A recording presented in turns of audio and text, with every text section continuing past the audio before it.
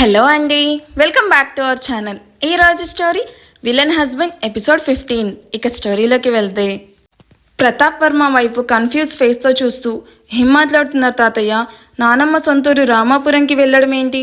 మనకి ఎవరున్నారు అక్కడ? నేను ఇప్పటి వరకు ఆ విలేజ్ నేమ్ కూడా వినలేదు. ఇంతకీ ఆ విలేజ్ ఎక్కడా అని అడుగుతుంది మాయ. నీ చిన్నప్పుడు ఒకసారి వెళ్ళాం తల్లి, ఆ తర్వాత మీ నానమ్మ చనిపోయాక మనం ఎప్పుడూ అక్కడికి వెళ్ళలేదు. అండ్ నేను మీ డాడ్ బిజినెస్లో బాగా బిజీ అయిపోవడం వల్ల అన్నిటికీ దూరంగా ఇదిగో ఇక్కడ ఉంటున్నాం. అందుకే ఒకసారి అందరినీ చూసినట్టు ఉంటుంది అండ్ మీకు కూడా చిన్న చేంజ్ కూడా ఉంటుంది. ఎప్పుడూ విలేజ్ని చూడలేదు కదా, సో ఆ ఎక్స్పీరియన్స్ ఎలా ఉంటుందో మీరు లైవ్లో చూడొచ్చు. ట్రస్ట్ మీ, నేను చెప్తున్నాను, విలేజ్ చాలా బాగుంటుంది, మీ అందరికీ బాగా నచ్చుతుంది. అదంతా ఓకే తాతయ్య, బట్ మనకు అక్కడ రిలేటివ్స్ ఉన్నారా? ఉంటే వాళ్ళు మనకి ఏమవుతారు? ఇన్నాళ్ళు వాళ్ళు మనతో ఎందుకు మాట్లాడలేదు? హా బంగారం, మనకు అక్కడ రిలేటివ్స్ ఉన్నారు. మీ నానమ్మ తమ్ముడి ఫ్యామిలీ అక్కడే ఉంటారు. మీరు వాళ్ళతో మాట్లాడలేదు, కానీ వాళ్ళు ఎప్పుడు మీ గురించి అడుగుతూనే ఉంటారు. అవునా? మరి మాకెప్పుడు ఎందుకు నానమ్మ ఫ్యామిలీ గురించి చెప్పలేదు తాతయ్య? మీ మామ్కి నానమ్మ ఫ్యామిలీ అంటే అస్సలు నచ్చదు. నీ చిన్నప్పుడే చాలా పెద్ద గొడవ జరిగింది. అప్పటి నుంచి వాళ్ళకి దూరంగా ఉంటున్నాము. అయ్యో అలాగా? మామ్ గురించి తెలిసిందే కదా తాతయ్య. మామ్ కోసం ఇన్ని ఇయర్స్ వాళ్ళని మాకు దూరం చేశారా అని బాధగా అడుగుతూ, ఇట్స్ ఓకే తాతయ్య, ఇప్పటికైనా మనం వాళ్ళని మీట్ అవ్వబోతున్నాం. మామ్ని నేను ఒప్పిస్తాను, మీరు మన రిలేటివ్స్కి ఇన్ఫామ్ చేయండి మనం అక్కడికి వస్తున్నామని అంటూ క్యూట్ స్మైల్తో చెప్తుంది. అలాగే బంగారం, బట్ మీ మామ్కి నువ్వు కాదు నేనే చెప్తాను. ఇన్నాళ్ళు మీ మామ్ వల్లే వాళ్ళకి దూరంగా ఉన్నాను, బట్ ఇప్పుడు మీ మామ్ ద్వారానే వాళ్ళని కలవబోతున్నాం అని ఐవింగ్ చేసిన ప్రతాప్ వైపు చూస్తూ, అదెలా తాతయ్య, మీరే చెప్పారు కదా మామ్కి వాళ్ళంటే నచ్చరు అని. అలాంటిది మామ్ వాళ్ళ దగ్గరికి వెళ్ళడానికి ఎందుకు ఒప్పుకుంటుంది? మీ మామ్ని నేను చిన్నప్పటి నుంచి చూస్తున్నాను మాయా. తనకు ఎక్కడ ఎలా లాక్ వేయాలో నాకు బాగా తెలుసు. యూ జస్ట్ రిలాక్స్ అని కాన్ఫిడెంట్గా చెప్తూ ఉన్న ప్రతాప్ వర్మ వైపు చూసి, తాతయ్య ఏదో ప్లాన్ చేసినట్టున్నాడు, చూద్దాం ఏం జరుగుతుందో. ఒకవేళ తాతయ్య ప్లాన్ ఫ్లాప్ అయితే నేను ఇంకేదైనా ప్లాన్ చేసి మామ్ని ఒప్పించాలి అనుకుని కామ్గా ఉంటుంది మాయ. చిచ్చి, ఇంకా ఎంతసేపు ఇక్కడే ఉండాలి? అరే, గెస్ట్లు ఇంటికి వచ్చారని కొంచెం కూడా సెన్స్ లేకుండా ఆ ఆద్య డైనింగ్ టేబుల్ దగ్గర ఎంత పొగరుగా ప్లేట్ విసిరికొట్టింది అని కోపంగా పళ్ళు కొరుకుతూ గార్డెన్లో అటూ ఇటూ తిరుగుతూ ఉంటుంది రేణుక. మామయ్య ఏమో ఆద్య దగ్గర నుండి సభ్యత సంస్కారం నేర్చుకోవాలని లెక్చరిస్తూ ఉంటాడు.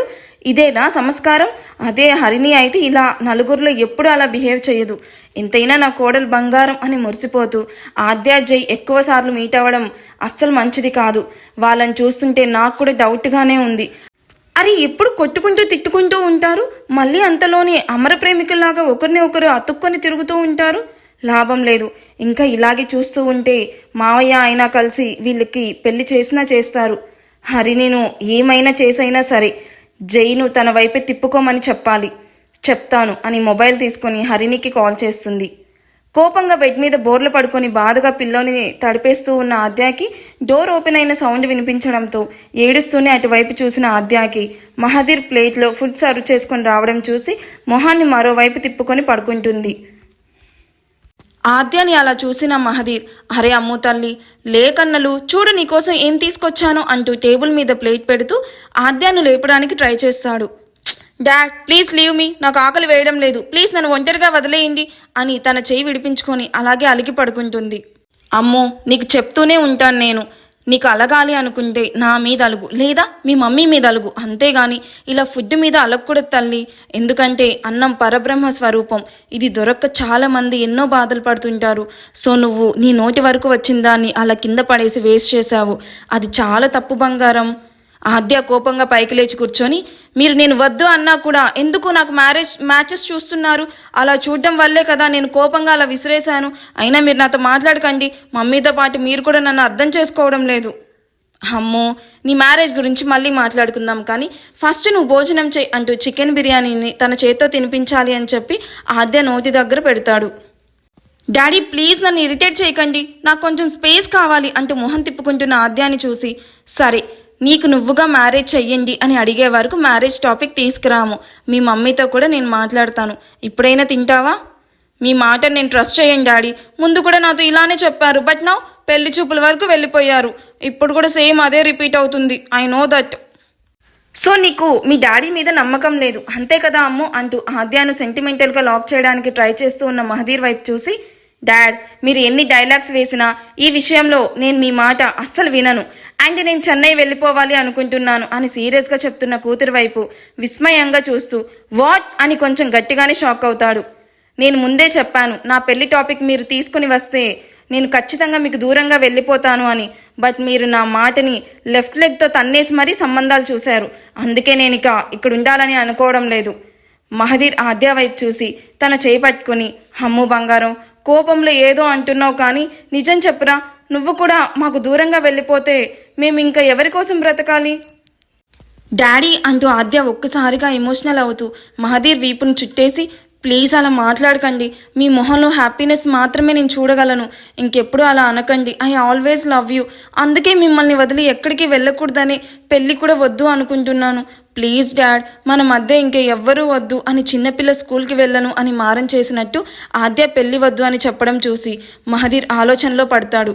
చెప్పు డాడ్ అంటూ బేలగా తన వైపే చూస్తూ అడుగుతూ ఉన్న కూతురి వైపు చూసి మహదీర్ ఏదో చెప్పేలోగా, ఆహా ఓహో అబ్బబ్బా అని సౌండ్స్ చేస్తూ బిర్యానీ తింటూ జై ఆద్య రూమ్లోకి ఎంటర్ అయ్యి ఆద్య ఎదురుగా చైర్ లాక్కొని కూర్చుంటూ బిర్యానీ తింటూ ఉంటాడు. జైని చూసిన ఆద్య తన వైపు కోపంగా చూస్తూ కన్నీళ్లు తుడుచుకుంటూ మహదీర్కి దూరంగా జరిగి తన వైపు నడుము మీద చేతులు పెట్టుకుని చూస్తూ సీరియస్గా లుక్స్ ఇస్తూ ఉంటుంది. ఆహా ఆంటీ ఏమన్నా చేసిందా అంకుల్ బిర్యానీ, ఇలా తింటూ ఉంటే అలా గొంతులోకి జారిపోతూ ఉంది, ఇదిగో ఈ ఫ్రై పీస్ అయితే భలే సాఫ్ట్గా కుక్ అయింది అండ్ ఈ మటన్ ఫ్రై కూడా బా అంతే భలేగా కుదిరింది అంకుల్ అంటూ ఆద్యాను ఊరిస్తూ తింటూ ఉంటాడు. యూ ఈడియట్, నువ్వు తినాలి అనుకుంటే బయటికి వెళ్ళి తిను, నా రూమ్లోకి వచ్చి ఇలా సౌండ్స్ చేస్తూ తింటుంటే నాకు చాలా ఇరిటేషన్గా ఉంది. హలో ఇది నీ రూమ్నే అవ్వచ్చు బట్ ఇది మా అంకుల్ విల్లా, సో నేను ఎక్కడికైనా వస్తాను ఏమైనా చేస్తాను, కాదు అని చెప్పడానికి నీకు ఏ రైటు లేదు, okay better you shut up your mouth. చూసావా డాడీ వాడి పొగరు, నా ఇంటికి వచ్చి నన్నే నోరు మూసుకొని నీ ముందే చెప్తున్నాడు అండ్ నా ఇంట్లో నాకు రైట్ లేదంట. వాట్ ఈస్ దిస్ డాడ్, అర్జెంటుగా వాడిని బయటికి వెళ్ళమంటావా లేక నేనే వెళ్ళిపోనా? హే మిర్చి నీకు ప్రాబ్లం ఉంటే నాతో మాట్లాడవే లేదా పోట్లాడు, అంతేగాని మన మధ్యలోకి అంకుల్ని లాగవాకు. నీతో నాకేంట్రా మాటలు, అసలు నువ్వు ఇక్కడికి నాతో గొడవ పడ్డానికి వచ్చావా?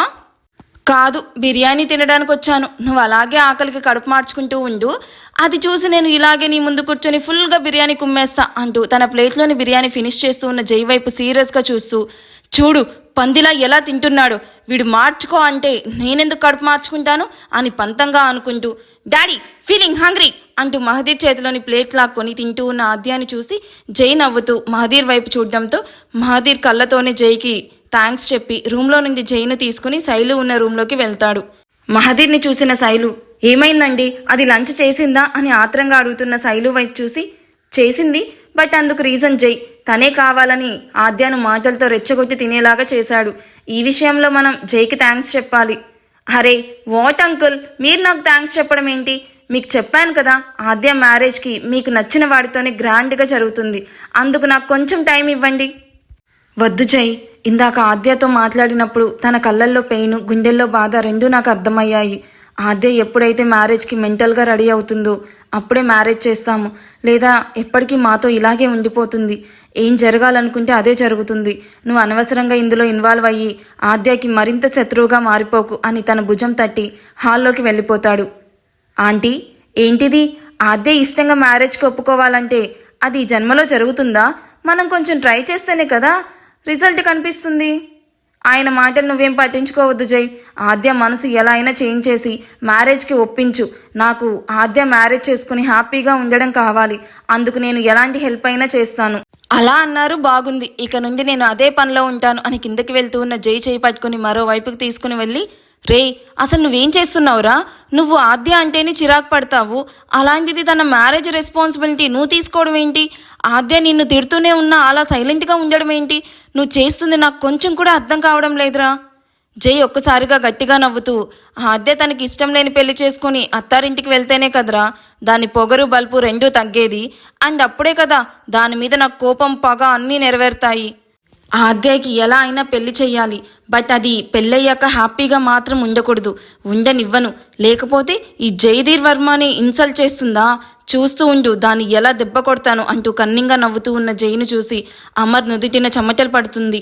జై, నువ్వు చేస్తుంది చాలా తప్పురా. మీ మధ్య ఉన్నవి సిల్లీ ఫైట్స్ రా. దానికోసం నువ్వు ఆద్య లైఫ్ని స్పాయిల్ చేయాలనుకోవడం కంప్లీట్లీ రాంగ్ రా. పాపం మహదీర్ అంకుల్, శైలు ఆంటీ వీళ్ళకి ఈ విషయం తెలిస్తే నిన్ను మాత్రమే కాదు నీ ఫ్యామిలీని కూడా అసహించుకునే ఛాన్స్ ఉందిరా. షటప్ అమర్. అది నన్ను ఎంత ఇన్సల్ట్ చేసిందో తెలిసి కూడా దాన్ని సపోర్ట్ చేస్తున్నావా? ఎవరికి ఎలాంటి ట్రీట్మెంట్ ఇవ్వాలో నాకు బాగా తెలుసు. అది నాకు చిన్నప్పటి నుండి శత్రువే అని కోపంగా చెప్పి అక్కడి నుండి వెళ్తూ ఆగి, ఈ మ్యాటర్ ఎక్కడైనా లీక్ చేశావో నెక్స్ట్ డే మార్నింగ్ నువ్వు సూర్యుడిని చూడవు. నాకు ఫ్రెండ్ అన్న సెంటిమెంట్ కూడా లేదు అని చెప్పి ఆగకుండా వెళ్తున్న జై వైపు అమర్ చూస్తూ ఉండిపోతాడు. ఆద్య తన ప్లేట్లోని ఫుడ్ ఫినిష్ చేసి హ్యాండ్ వాష్ చేసుకుంటూ ఉండగా అక్కడికి వస్తుంది మాయ. తనను చూసిన ఆద్య చిన్న స్మైల్ ఇచ్చి కమ్ మాయా అంటూ తన కౌచులో కూర్చొని పక్కనే మాయాను కూర్చోబెట్టి తన వైపే చూస్తుంది. వదినా, ఇప్పుడు నీ మూడ్ సెట్ అయిందా? లంచ్ చేసావు కదా, సో సెట్ అయిందని అనుకుంటున్నాను. అయినా ఎందుకు వదినా నీకు మ్యారేజ్ అంటే అంత అసహ్యం? నా ఫ్రెండ్ లైఫ్లో జరిగిన ఒక బ్యాడ్ ఇన్సిడెంట్ వల్ల మ్యారేజ్ గురించి కంప్లీట్గా నా థాట్నే మార్చేసింది. అందుకే నాకు మ్యారేజ్ అంటే ఇష్టం లేదు. అండ్ నాకు ఇప్పుడు మ్యారేజ్ కంటే ముందు చాలా ఇంపార్టెంట్ వర్క్ ఉంది మాయా. అది ఎలా అయినా ఫినిష్ చేయాలి. అందుకే ఆ విషయాన్ని ఎవరికీ తెలియకుండా కంప్లీట్ చేయాలి అని చాలా ట్రై చేస్తూ ఉన్నా. బై గాడ్ గ్రేస్ అది సక్సెస్ అవుతుందని చిన్న హోప్ ఉంది. ఏంటి వదినా అంత సీక్రెట్ వర్క్? ఏం నాకు కూడా చెప్పకూడదా? అదేం లేదు మాయా, నీ మీద నాకు కంప్లీట్ ట్రస్ట్ ఉంది అని మాయాకి దగ్గరగా జరిగి, నీకు మా అన్నయ్య హర్ష గుర్తున్నాడా మాయా అని నెమ్మదిగా అడుగుతుంది.